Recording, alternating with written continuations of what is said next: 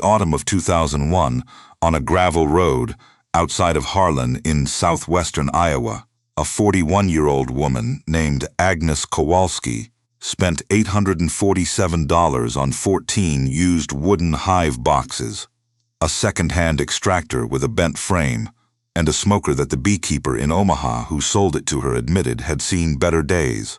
She loaded everything into the back of her '96 Chevy Silverado herself. The hive boxes rattled against each other on the drive home.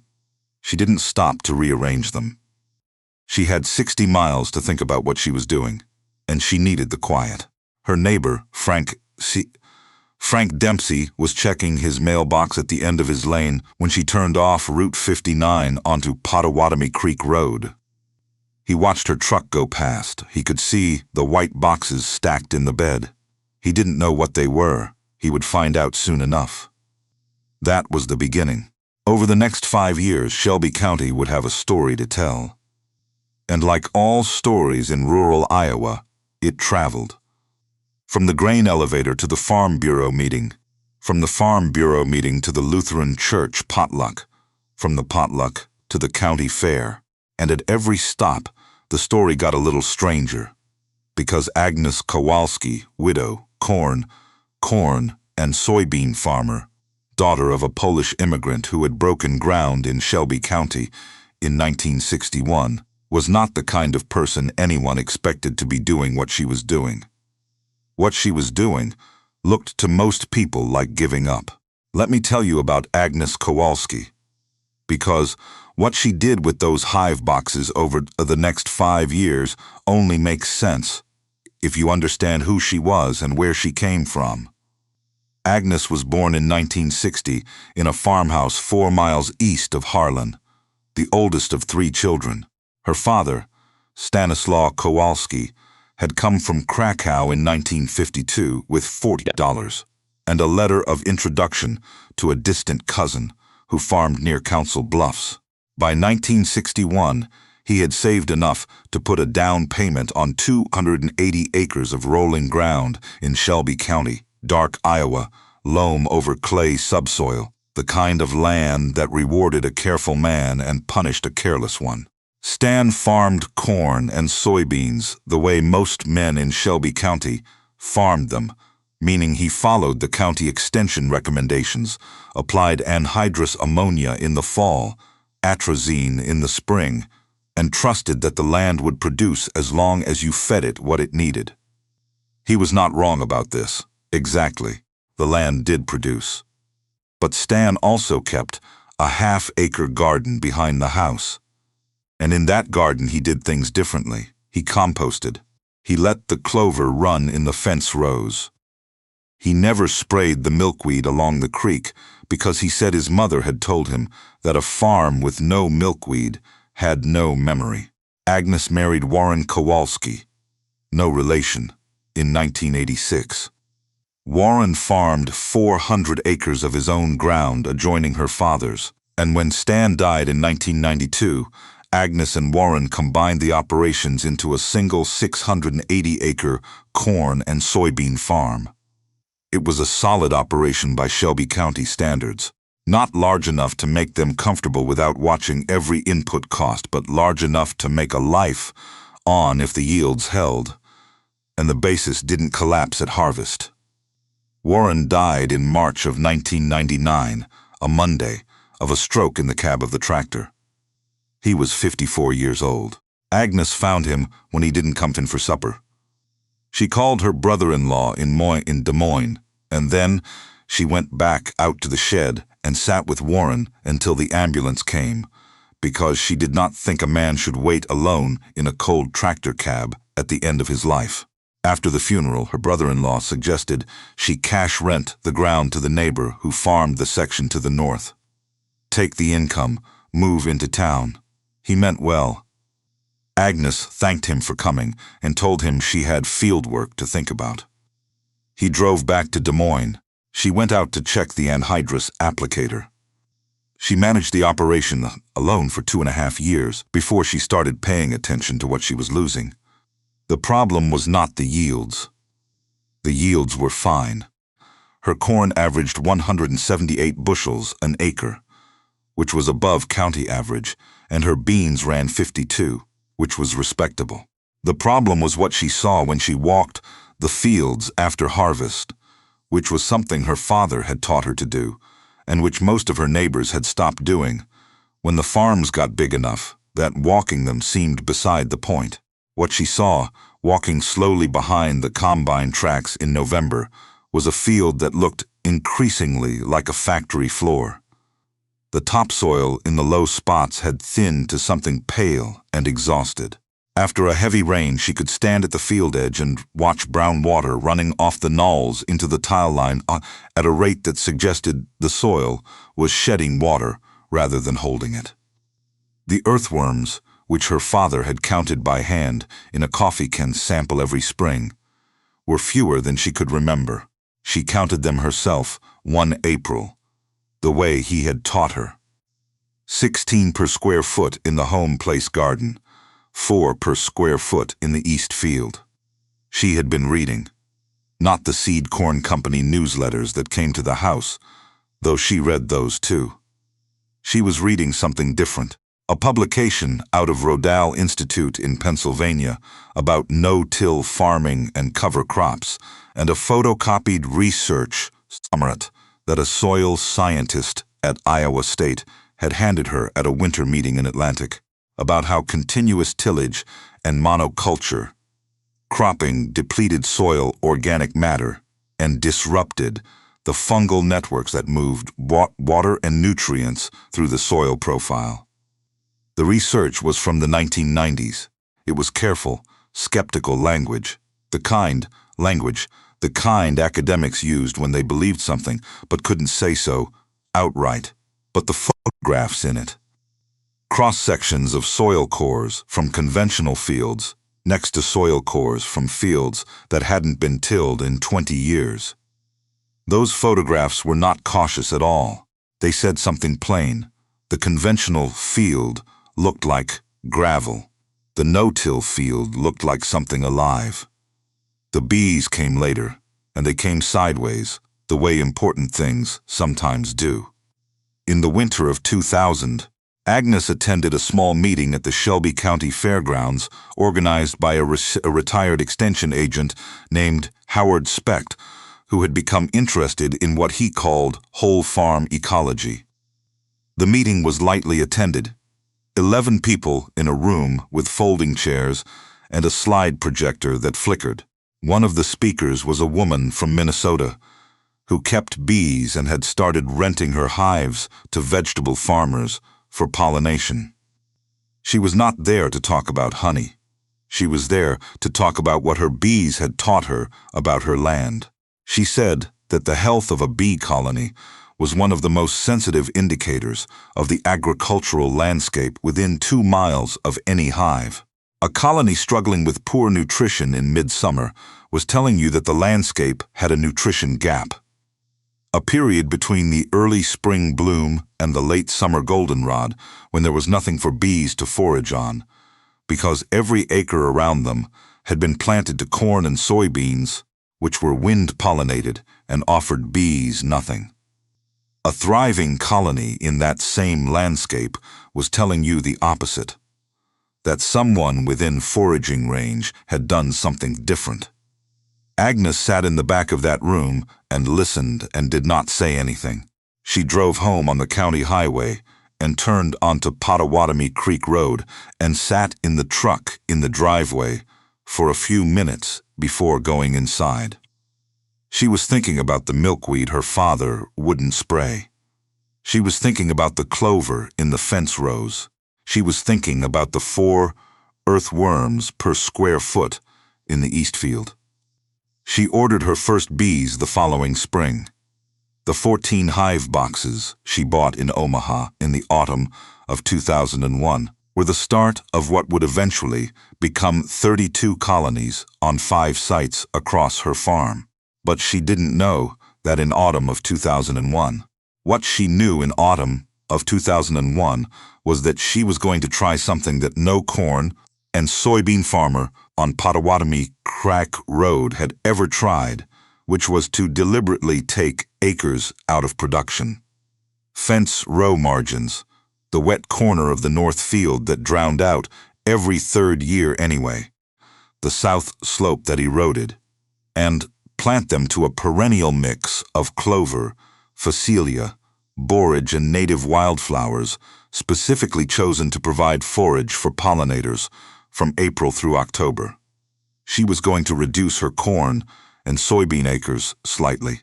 She was going to stop tilling entirely and move to no-till on every field she farmed.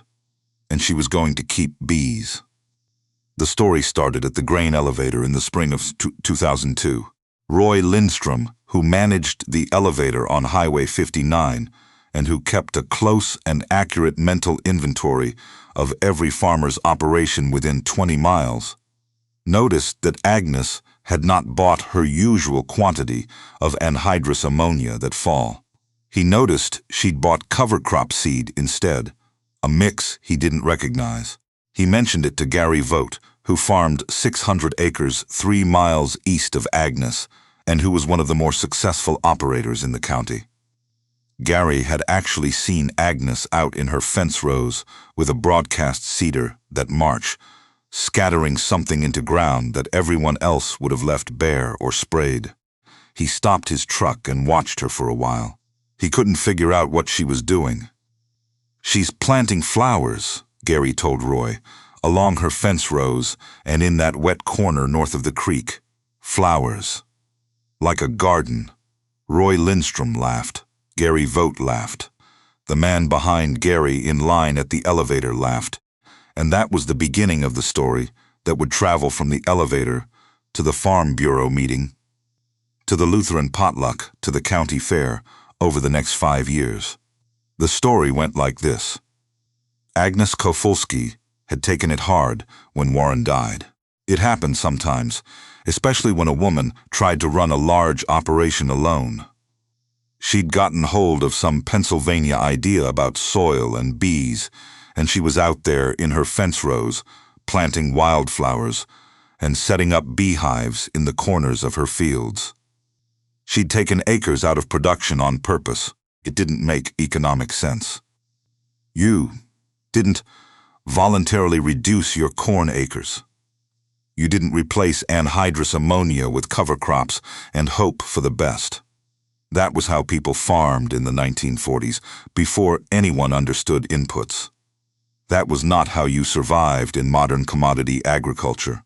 The story was told with worry, mostly, not cruelty. Agnes Kowalski was not a woman people disliked. She was a woman people were concerned about. A widow alone on 680 acres with those beehives and that Pennsylvania research, and no one to tell her when a good intention had become a financial mistake. Frank Dempsey told his wife about the flower plantings in April. His wife mentioned it at the Lutheran potluck in May. By the following spring, if you drove past the Kowalski place on Pottawattamie Creek Road, you might slow down to see the fence rows, which were no longer brown and sprayed, but rather, by midsummer, a dense and somewhat spectacular mix of purple and yellow and white blooms that ran the full quarter-mile length of Agnes's north field and looked. Gary Vogt said this at the elevator. And the phrase stuck, like someone had put a flower shop in a cornfield. You might shake your head, because that was not how fence rows were supposed to look. In the second year, 2002, Agnes kept a notebook. Not the kind of farm notebook she'd kept for years, which tracked planting dates and input costs, and yield by field. A different notebook, a plain composition book she bought at the drugstore in Harlan, in which she recorded what she was seeing in her fields and fence rows on a weekly basis. She recorded which insects she found on which plants and when. She recorded the first date she saw monarch butterflies on her milkweed, which she'd let come back along the creek. She recorded the earthworm counts. She did every April, field by field, the same way her father had done them. She recorded the soil moisture after rains, not with instruments, just with her hand pushed into the topsoil in 10 spots per field, and her best judgment about how far down the moisture had moved. She was beginning to see something, and she was careful about it, because she knew she wanted to see it, and that wanting to see something was one of the most reliable ways of seeing it before it was there. What she thought she was seeing, in the fields where she'd stopped tilling and started cover cropping, was a change in how the soil behaved after rain. The water was moving differently. It was soaking in faster in the no-till fields. The knolls that had been running brown water into the tile line every spring were running less. She couldn't prove this. She didn't have instruments. She had her eyes and her notebook and her judgment, which she did not entirely trust yet because it was only the second year. She also had bees. By the summer of 2002, she had 16 colonies across 4 sites on the farm. She'd lost 3 colonies over winter, which was more than she'd hoped and less than she'd feared. She had read everything she could find. She was calling a beekeeper.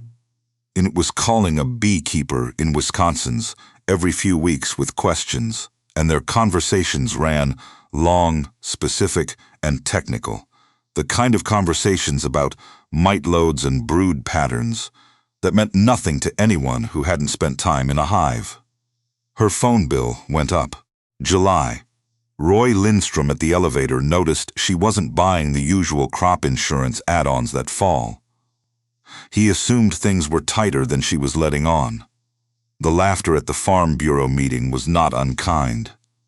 It was the comfortable laughter of people who were sure of something. By 2003, if you mentioned Agnes Kowalski's flower fence rows at the elevator, people smiled before you finished the sentence. There were 2 things happening on the Kowalski farm in 2003 that nobody in Shelby County could see from the road. The first was the soil. In the fields that had now completed 2 full years without tillage, with cover crops through the winter and into the spring, the topsoil had changed in a way that Agnes could feel before she could measure. She pushed a piece of 1/2-inch rebar into the soil in her no-till fields, and then pushed it into the soil in the south field, which she had tilled once that year because the drainage tile had needed repair and she'd had to open the ground. The rebar went noticeably deeper in the no-till ground, not dramatically deeper, but enough that she did it again in different spots to make sure she wasn't imagining it. She wasn't imagining it. She also counted earthworms that April, the way she had every April, field by field. In the east field, which had been no-till for 2 full years, she counted 9 per square foot. She had counted 4 per square foot in the same field the year before she started. She wrote the number down twice, in different places in the notebook, because she didn't want to lose it. The second thing was the honey. Her 16 surviving colonies had produced 1,100 pounds of honey that summer, which she had not expected and for which she had no market. She drove to Des Moines with 12 5-gallon buckets in the back of the truck and spent 3 days calling every specialty food store and co-op and farmers market coordinator she could find a number for. She sold all of it before the end of September. The price per pound was 4 times what corn returned per bushel on a per-acre basis once you counted the input costs. She did not mention this at the Farm Bureau meeting. She had her father's instinct about these things. The right time to say something was after it had proven itself past any reasonable doubt. She was nowhere near that yet. She kept the notebook and kept her mouth shut and kept watching. In the summer of 2003, a graduate student from Iowa State named Carla Jennings knocked on Agnes's door. Carla was studying pollinator habitat in agricultural landscapes and had been trying to find working farms in western Iowa that had deliberately established non-crop flowering habitat. The county extension office had no one to refer her to. The Farm Bureau office in Harlan had suggested she try the hobby farmers. A beekeeper in Ames had given her Agnes's name. Agnes made coffee and took Carla out to the fence rows for 2 hours. Carla was 26 and had grown up in Cedar Rapids and knew plants from field guides rather than from planting them. But she was methodical, and she asked careful questions, and she got down on her hands and knees in the flowering margins and identified what she found. She found 22 bee species in the first hour. She found monarch larvae on the milkweed along the creek. She found a species of ground-nesting native bee that her field guide listed as uncommon in Iowa. Before she left, she asked if she could come back the following summer to do formal transect counts and compare Agnes's margins to a conventional farm boundary of similar length and soil type nearby. She wanted to measure species diversity, colony density, and the relationship between margin habitat and crop yield in adjacent fields. Agnes said yes. She did not tell Carla which neighbor she had in mind for the comparison. Carla came back in the summer of 2004 with 2 other students, a hand counter, and a long summer of kneeling in fence rows. Meanwhile, the story in Shelby County had evolved. It had been 3 years now, 3 years of the flower fence rows, 3 years of the beehives in the field corners, 3 years of Agnes not tilling and everyone waiting for her yields to collapse. And the people who drove past the Kowalski place on Pottawattamie Creek Road had started noticing something they couldn't quite account for. Her corn looked different. Not dramatically different. Not different in a way you could put into a conversation at the elevator, without sounding like you were making excuses for her. But different in the way that makes a farmer slow down and look twice. The canopy was closing earlier. The color was a shade deeper in July. Gary Vogt had pulled off the road one morning in late July 2004 and sat in his truck looking at Agnes's corn for a few minutes.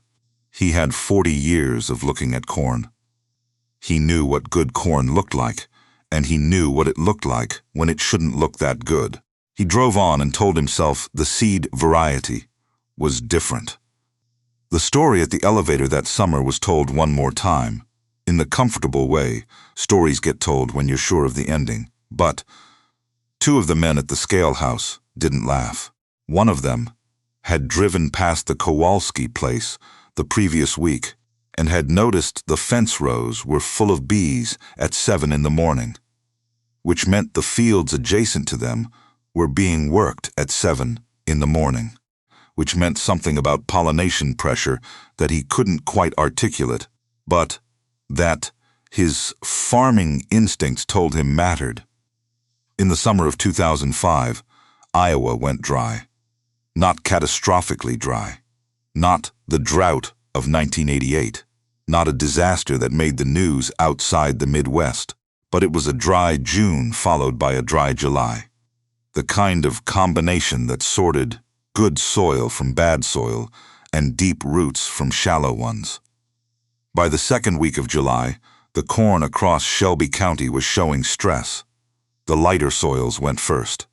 The hilltops and the south-facing slopes showed rolled leaves by noon. In the low spots and the heavier ground, the corn held longer. But by late July, even the good ground was under pressure. Agnes's corn showed stress too. She would not claim otherwise to anyone who asked. Her corn rolled in the afternoon like her neighbor's corn.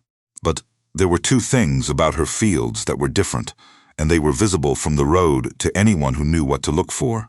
The first was the field edges. In the 10 yards adjacent to her flowering margins, Agnes's corn was visibly darker and less rolled than the corn 20 yards into the field. The roots of the flowering plants in her margins extended into the field edge and had been loosening the soil and adding organic matter for 4 years. The soil in those edge rows held moisture that the field interior couldn't match. It was a strip, not a field. but it was a strip that showed up in dry July like a green seam along every fence row she owned. The second was the tile line discharge. In a dry year, tile lines in a healthy soil slow to a trickle because the soil is holding the water instead of shedding it. Agnes's tiles slowed in July. Her neighbor's tiles kept running because the soil had nothing left to hold. Gary Vogt noticed this because his tiles shared an outlet with Agnes's along the county road ditch, and the relative flow of the two systems was visible from the road. He didn't mention it at the elevator. Carla Jennings came back in August with her soil probes and her data sheets. She spent 4 days on Agnes's farm and 2 days on the neighboring operation to the east, which Gary Vogt had agreed to without knowing what she was measuring. He let her in without much conversation. Carla called Agnes in October from Ames. Her voice had the careful quality of a researcher who has found something she didn't entirely expect. She said that in Agnes's no-till fields adjacent to flowering margins, she had found 34% higher earthworm density than in the conventionally tilled comparison fields. Soil organic matter in Agnes's fields was 1.2 percentage points higher than in the comparison, which in soil science terms was a significant difference achieved in 4 years. Pollinator species diversity in Agnes's margins was 3 times higher than in the conventional fence rows nearby. And Agnes's corn yield data, she'd pulled the FSA records, showed that Agnes had averaged 183 bushels per acre over the previous 3 years versus the county average of 174. In a drought year, Carla said, the yield gap usually widens. Your 2005 numbers aren't fully in yet, but the preliminary field estimates suggest your drought yield is tracking above county average by more than your non-drought years. The margin habitat and the soil health are interacting in ways we didn't predict. There was a pause. How solid is that? Agnes asked. Solid enough that I want to put it in my dissertation, Carla said. Agnes wrote the numbers in her composition book. She put it on the kitchen table and looked at it for a while. But it was a dry July. Then she went out and checked the hives on the south end of the farm and stood in the field margin as the sun went down and watched the bees working the late-season borage, which was still in flower in October, which was still in Sagrar in October, and which she had planted specifically for that reason, because she'd read that colonies going into winter with full honey stores survived at twice the rate of colonies going in hungry, and she was determined to give every colony she kept the best chance she could. She had been waiting 4 years for a number. The number was real. But she was her father's daughter, and Stan Kowalski had not talked about good years until they were past doubting. The winter of 2005 to 2006 was unremarkable. The spring came early and wet. In April, the Shelby County Farm Bureau held its annual meeting at the Eagles Club in Harlan. 62 farmers attended. The agenda covered crop insurance updates, commodity price projections, a new cost share program for drainage tile improvement, and a brief mention of a USDA initiative around pollinator habitat on working farms. Agnes Kowalski attended, as she did every year. She sat near the back. She did not speak until near the end of the meeting, when the Bureau president, a large acreage farmer named Dale Schuster, who ran 15,800 acres north of town, mentioned the USDA pollinator initiative and said he'd gotten a brochure about it in the mail and wondered if it amounted to anything practical for a corn and soybean operation. There was a short silence. Agnes has been doing something like that for 4 years, said Frank Dempsey, from 3 rows forward. He said it, simply, without fanfare, as a statement of available fact. Then he turned toward the back of the room. 61 heads turned. Agnes looked at Frank. She looked at Dale Schuster. She looked at the brochure in Dale's hand, which was from the Xerxes Society, which she had been reading since 2001. "How long?" Dale asked. "Since the fall of 2001, Agnes said. First hives went in spring of 2002. The room settled the way a room settles when information rearranges itself. Not a gasp, not a dramatic moment, a settling. "I'd like to hear about it," Dale Schuster said. What happened over the next 3 months was quiet. There was no single day when Shelby County gathered and Agnes Kowalski stood before them as a victor. What happened was the kind of slow, sideways acknowledgement that farming communities specialize in, which is the acknowledgement that happens without anyone having to explicitly say they were wrong. Dale Schuster drove out to Agnes's farm in May. He was a practical man who had built his operation carefully over 30 years and did not make changes without looking hard at the numbers first. He walked Agnes's no-till fields the way he would walk ground he was thinking about renting. He looked at the soil structure where she dug a hole with a spade near the field edge. He picked up a handful of the topsoil and crumbled it in his hand. He had been farming since he was 19 years old, and he knew what tired soil felt like and what healthy soil felt like, and these were not the same thing. He asked her about the economics, the honey revenue, the input cost reduction from no-till, the yield data. She showed him the composition book, 4 years of weekly notes, and the copy of Carla's preliminary findings. He stood at the edge of the east field for a long time looking at the fence row margin, which was just beginning to come back in May, the clover starting to green up, the phacelia coming. "My grandfather used to say you could tell how a man cared for his ground by what lived in his fence rows," Dale said. Sprayed out fence rows meant a man who only thought about this year. He paused. "Mine are sprayed out," he said. Agnes said nothing. "How much did it cost to establish the margins?" he asked. She told him. Seed cost, labor, the years it took to fill in. She told him the colonies had paid back the full cost of establishment by year 3. Before she counted any soil benefit, she showed him the yield comparison Carla had built. Dale ordered his first pounds of cover crop seed that May.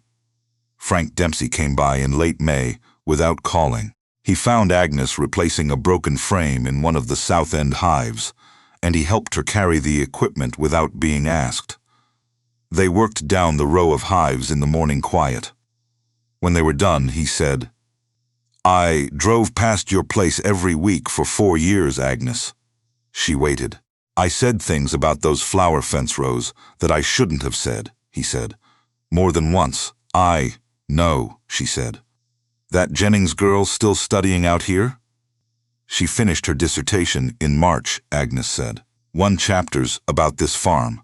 Can I read it? I'll get you a copy." Gary Vogt was last. Gary had the most distance to cover because Gary had laughed the longest and with the most certainty, and because Gary was a good farmer who had looked at Agnes's corn from the road for 4 years and had always found a reason why what he was seeing wasn't what he was seeing. Gary Vogt came to Agnes's door on a Saturday morning in July with his hat in his hands, not as a figure of speech, but literally the way men in Shelby County held their hats when they came to say something that cost them something, and stood on her porch. "My tile's still running," he said. "In July." Agnes pushed the screen door open. "Come in," she said. "I'll show you the earthworm counts. Let me tell you about the summer of 2006, because that summer was the proof." July of 2006 was the driest month Shelby County had seen since 1993. Not a catastrophic drought, not a crop failure, but the kind of July that showed up in yield monitors at harvest with a clarity that no farmer could argue with. Every difference in soil health, every difference in organic matter, every difference in the depth and density of root systems showed up in the yield data with brutal arithmetic. Agnes's farm yielded 181 bushels per acre on corn that summer. The county average came in at 163. Gary Vogt, farming ground of similar soil type to the north, averaged 159. The 22-bushel gap was not something Gary could attribute to seed variety or tile placement or rainfall variation. The weather station at the Harlan Airport recorded the same precipitation for every farm within 5 miles. Agnes did not sell a single cow. She had no cows, but she did not sell a single acre of corn early into a falling market. She did not order emergency irrigation, which she did not have. She did not do what 2 of her neighbors did, which was take a prevented planting claim on their worst ground and write off the year.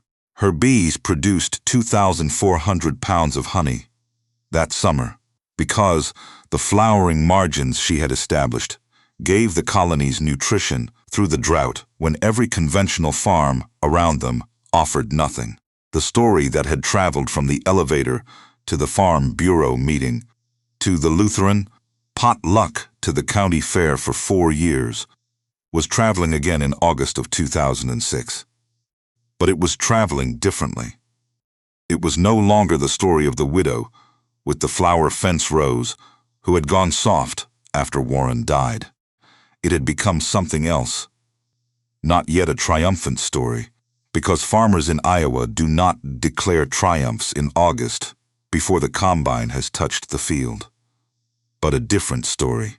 A story about someone who had been reading something nobody else had been reading, and watching something nobody else had been watching, and had waited until the proof was past arguing with. Roy Lindstrom at the elevator ordered a pallet of cover crop seed mix in September. He put it near the front door. He'd never stocked it before. He didn't advertise it. 5 farmers asked about it in the first 3 weeks. Carla Jennings came back to Shelby County that fall with a camera and 2 colleagues from Iowa State to document what the drought had revealed. She spent a week driving the county and measuring and photographing the difference between managed and conventional ground. She published a paper the following spring in the Journal of Applied Ecology. Agnes Kowalski was mentioned by name, with her permission, which she had given after thinking about it for 10 days. In November of 2006, the Shelby County Farm Bureau held a special session.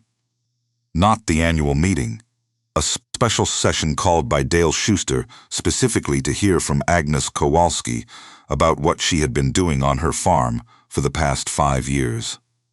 71 farmers attended.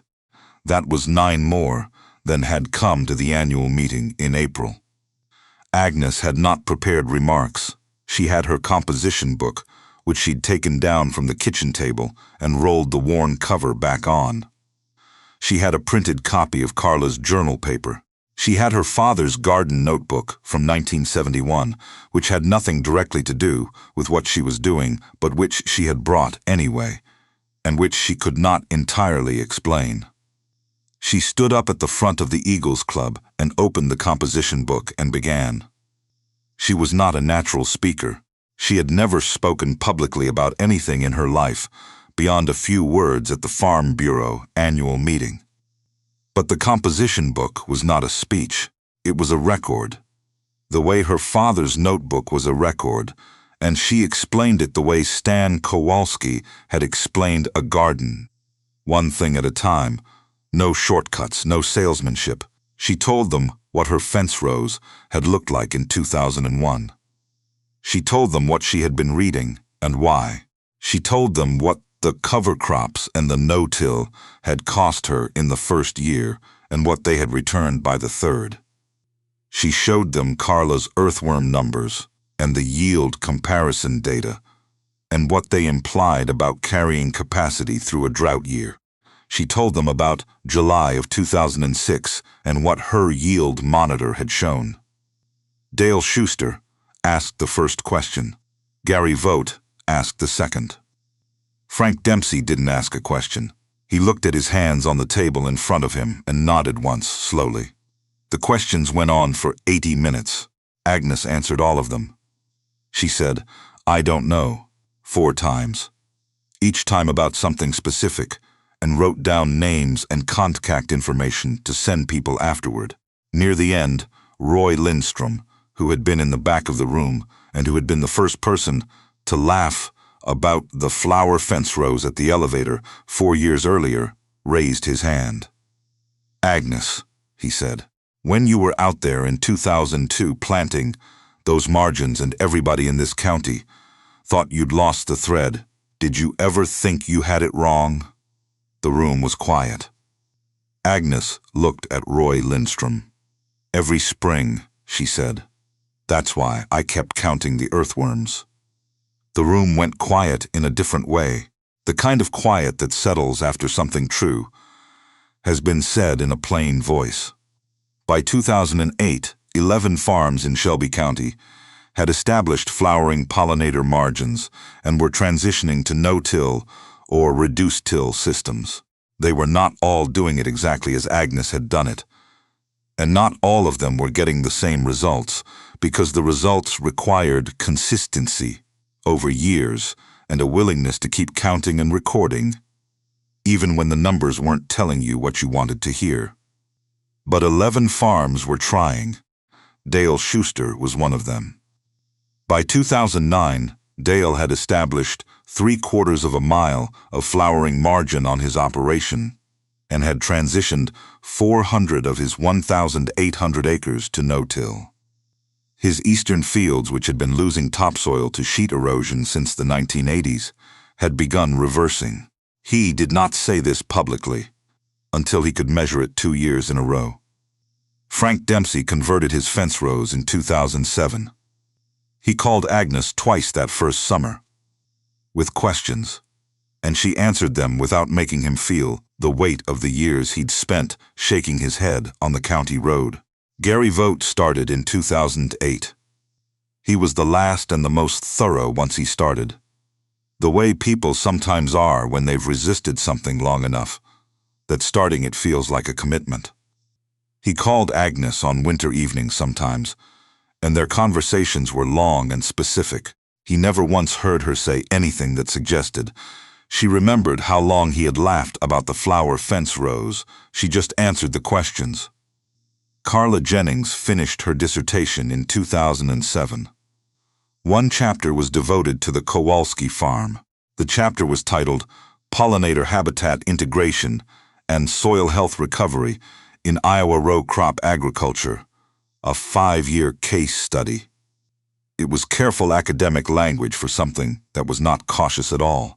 What it said, in plain terms, was that 5 years of no-till farming with adjacent perennial pollinator habitat had produced measurable, statistically significant improvements in soil organic matter, earthworm density, beneficial insect diversity, and drought year crop yields on the Kowalski farm, and that there was a dry July, and that these results were consistent with the predictions of ecological farming theory, and that the honey revenue had provided an independent economic return that made the transition financially viable without requiring yield improvement alone to justify the change.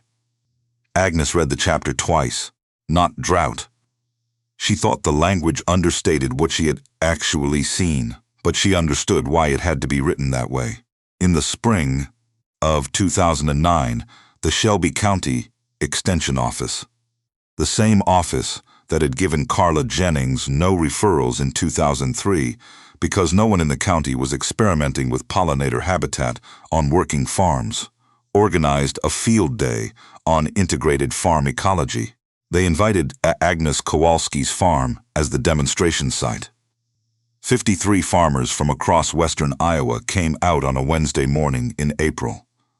They parked along Pottawattamie Creek Road and walked in through the gate. Agnes met them at the gate and took them to the east field first, the one that had looked worst in 2001, the one she had not shown anyone for the first 2 years because she hadn't trusted yet what she was seeing. She walked them down the fence row margin.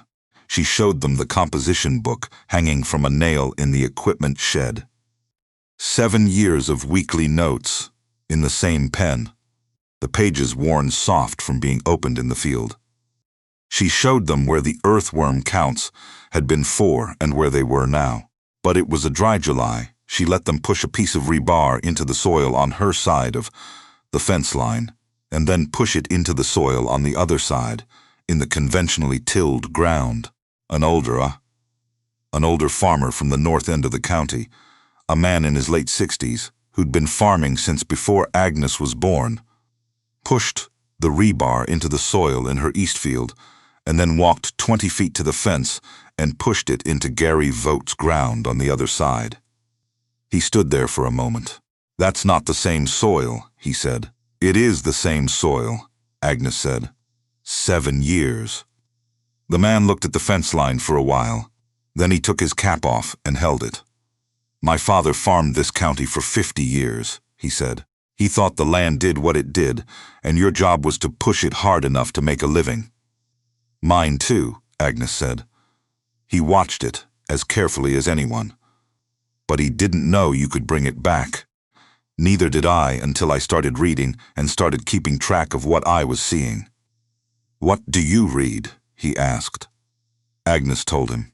She gave him the Rodale publications, the names of 2 farmers in Nebraska he could call, the contact for Carla Jennings at Iowa State, the Xerces Society information for pollinator habitat establishment. She wrote it on a page torn from the back of the composition book. The man folded the paper and put it in his shirt pocket.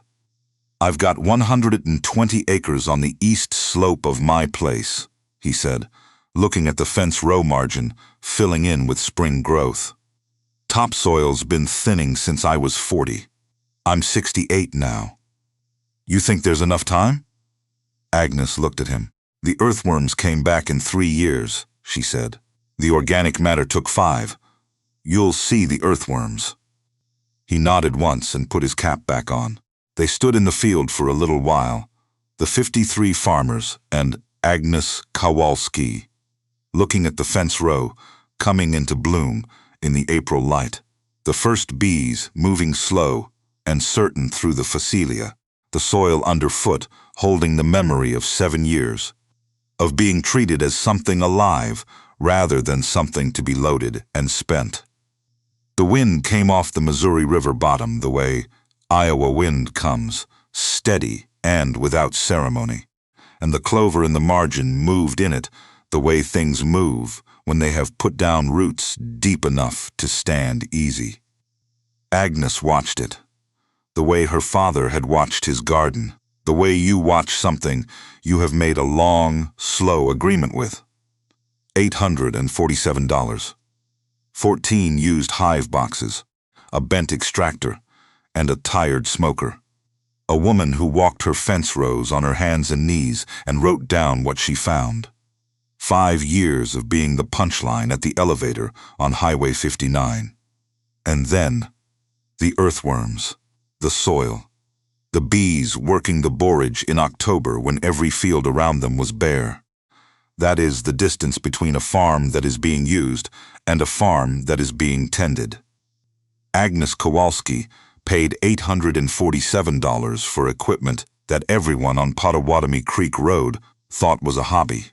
She planted flowers in her fence rows on ground that everyone said should be in corn. She kept bees on a commodity farm where no one had kept bees before.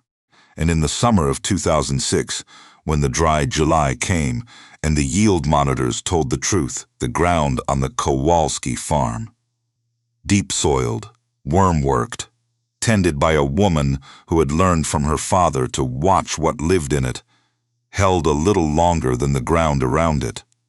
Not forever, just longer. That was enough.